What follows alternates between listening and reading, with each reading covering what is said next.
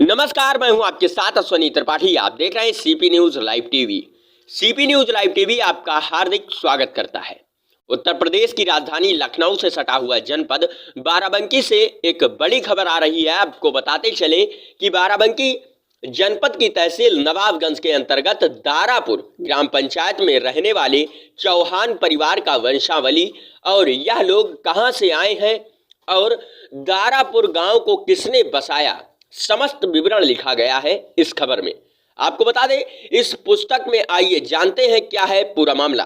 दारापुर गांव का इतिहास व धार्मिक नीति के ज्ञान एवं पारिवारिक जीवन परिचय पुस्तक लिखी गई, जिसके लेखक रहे उमाशंकर सिंह, पूर्व सुरक्षा अधिकारी, विधान भवन लखनऊ विशेष सहयोगी स्वर्गीय श्री विक्रम सिंह, स्वर्गीय श्री बालक सिंह व स्वर्गीय श्री जगदीश सिंह। आपको बताते चले कि लेखक स्वर्गीय श्री उमाशंकर सिंह आरक्षी पद से लेकर क्षेत्राधिकारी पद पर कार्यरत रहे और साइकिल से ही अपने घर से लखनऊ ड्यूटी करने जाते हैं सचिवालय में। और हाँ, ड्यूटी हमेशा 10 मिनट पहले पहुंचे, कभी भी समय का दुरुपयोग नहीं किया, ना ही सरकारी पैसों पर ऐशो आराम किया। उमाशंकर के जन्म 7/6/1946 में हुआ था। उनकी पुण्यतिथि आपको बता दें 27/9/2022 को हो गया था। आइए आपको मिलाते हैं लेखक उमाशंकर सिंह के चौहान परिवार से। मैं हूं अमित सिंह सूर्यवंशी। आप देख रहे हैं सीपी न्यूज़ लाइव टीवी जनपद बाराबंकी से, और आज हम आपको मिलाते हैं दारापुर के ग्रामवासियों से। और यहाँ पे श्री उमाशंकर सिंह जी हैं जो एक पुस्तक लिखी है अपने वंशज के बारे में, ये कहाँ से आए हैं और कब आए हैं और दारापुर गांव का नाम क्यों पड़ा है। आइए यहाँ पे मौजूद इन लोगों से बात करते हैं और जानते हैं कि कैसे क्या हुआ है। आ जाइए सर, आपका शुभ नाम क्या है? राजेश सिंह। राजेश सिंह। ये पुस्तक जो श्री उमाशंकर सिंह जी ने लिखा है और बताया है यहाँ के बारे में, गांव के बारे में, इसके बारे में आप क्या कहेंगे और उमाशंकर सिंह जी के बारे में क्या कहना चाहेंगे? ये हमारे चाचा हैं जी, और बहुत ही ईमानदार और क्या कहते हैं इसको, वहाँ थे सचिवालय में जी, और मुख्य सुरक्षा अधिकारी पे कार्यरत थे जी, और इनका बहुत अच्छा सज्जन थे और क्या कहते हैं, ये बहुत भक्त प्रवृत्ति के थे। जी, जी, और उन्होंने एक किताब लिखी है पूरे गांव के उस पे और क्या कहते हैं परिवार के उस पे। जी। आपका? मैं उनका सुपुत्र हूँ, सबसे बड़ा विजय भानु सिंह नाम है मेरा। और मेरे पिताजी ने ये किताब लिखी है दारापुर गांव का इतिहास, धार्मिक नीति का ज्ञान एवं पारिवारिक जीवन परिचय। जी। तो पिताजी ने बताया करते थे, उन्होंने पुस्तक में लिखा भी कि हमारे जो पूर्वज थे वो दारा शिकोह जो शाहजहाँ का लड़का था उसके सिपाही सलार थे, उनकी सेना में थे और वही आके इस गांव का नाम जो है दारापुर बसाया। ये हमारे गांव का इतिहास है।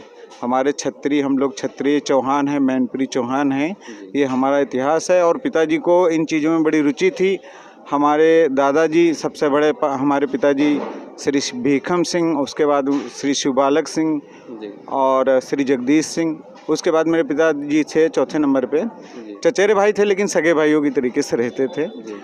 तो उनसे सारी जानकारी एकत्रित करके मेरे पिताजी ने जो है ये किताब लिखी और ये प्रेरणा हम लोगों को हमेशा देते रहते थे कि जो है कि हमें अपने बारे में जानना चाहिए कि हम क्या हैं और हम क्या थे।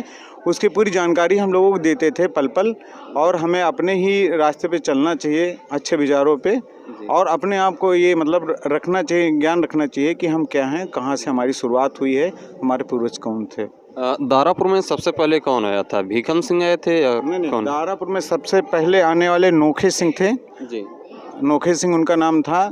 वो ताजनीगढ़ मोहल्ले से, मैनपुरी से आए थे। जी, जी। और इनके सिपाहीसलार थे दारा शिकोह के, तो ये आके यहाँ पे बसे। नोखे सिंह से जो हमारा इतिहास है वो शुरू होता है। अच्छा, अच्छा। हाँ, उसके बाद जो है और मतलब जितने भी 1500 ईस्वी की बात है ये, उसके बाद से हमारी जो है फैमिली ये चली आ रही है, पूरी फैमिली है, जिसका मेरे पिताजी ने इस मतलब किताब में सारा डिटेल दिया है। जी, जी। यहाँ तक कि मेरे जो ताऊ लोग थे और पिताजी ने अपना और उनके परिवार का पूरा कितने सदस्य हैं और पूरे जितने ठाकुर परिवार हैं उनका, और मैं के गांव के लोगों का कि लोग कहाँ पे आके कैसे बसे और कहाँ से इनका क्या हुआ, सब लोगों के बारे में। अच्छा, ये उमाशंकर सिंह जी करते क्या थे?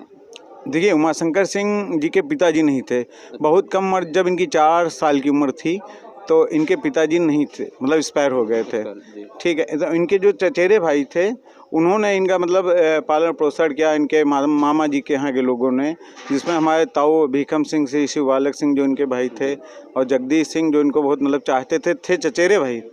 ये श्री गजोधर सिंह के लड़के थे, 3 भाई। हमारे पिताजी जो श्री हरिपाल सिंह के सुपुत्र थे, लेकिन पिताजी छोटे थे, 4 साल की उम्र में उन्होंने पाला पोसा बड़े भाइयों ने, और उनको अपने भाई की, सगे भाई की तरीके से रखा, और उनको हमेशा मान सम्मान ये देते थे कि उन्हीं को मतलब सबसे छोटे थे, लेकिन उनको मालिक बनाते थे घर का। मतलब कोई शादी होती थी तो मेरे पिताजी करते थे।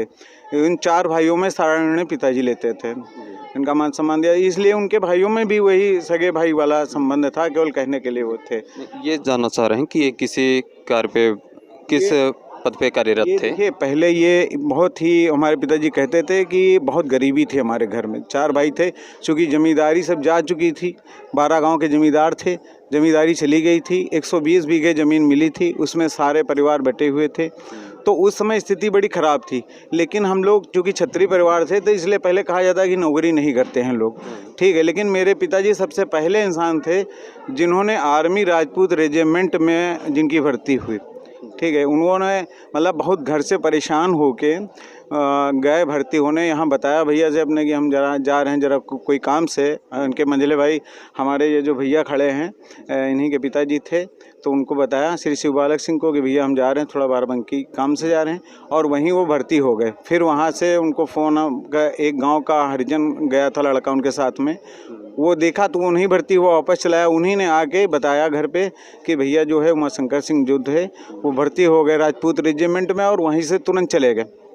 फिर मेरे पिताजी 2 साल ने राजपूत रेजिमेंट में सर्विस की, लेकिन यहाँ पे मेरी दादी जो थी उनकी आंखें ख़राब हो गई, तो उसके वजह से वहाँ से वो चले आए। फिर उन्होंने सचिवालय सुरक्षा में विधान भवन लखनऊ में आरक्षी के पद पे वो नियुक्त हुए, लेकिन उनकी ईमानदारी और कर्तव्य उनकी जो निष्ठा थी बहुत अच्छी थी। मतलब जितना भी काम करते थे, अगर उनको टाइम जाना होता था, हम लोगों को बहुत कुछ कहते थे कि यार तुम लोग बहुत मतलब टाइम के 10 मिनट पहले पहुंचते थे ड्यूटी पे। और उनका ये रिकॉर्ड था, ये बाराबंकी से लखनऊ तक साइकिल से जाते थे, और जब वहाँ पहुँचते थे तो 10 मिनट 15 मिनट पहले पहुँचते थे।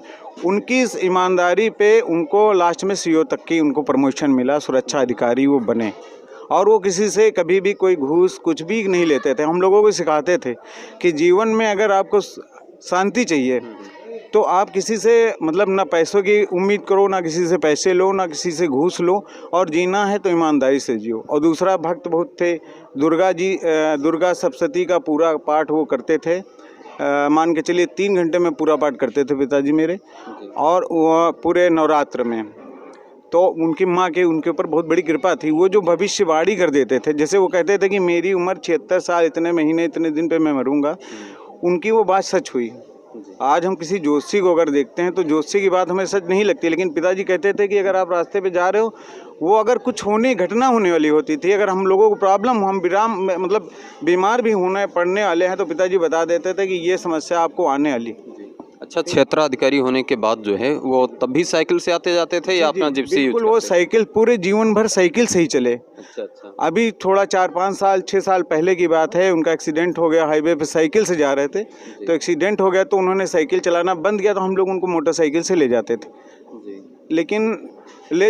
लेकिन हम लोगों को कभी कोई ऐसा नहीं, हम ले जाते तब भी कहते थे कि चलो तुमको हम अपना पेट्रोल तुम्हारा भरवा रहे हैं। मतलब वो कुछ नहीं था उनका सिस्टम कि आपसे कोई फ्री काम लेते, वो किसी से कोई काम लेते थे उसका पैसा देते थे। चाहिए लड़का जी। हमारे साथ में दारापुर काफ़ी चर्चित नाम है सरवण सिंह, जो बार काउंसिल ऑफ यूपी का चुनाव भी लड़ चुके हैं, और हमारे जिला बार एसोसिएशन बाराबंकी के समस्त अधिवक्ताओं के हमेशा सुख दुख में साथ रहते हैं, वो भी यहाँ पे और इसी परिवार के हैं।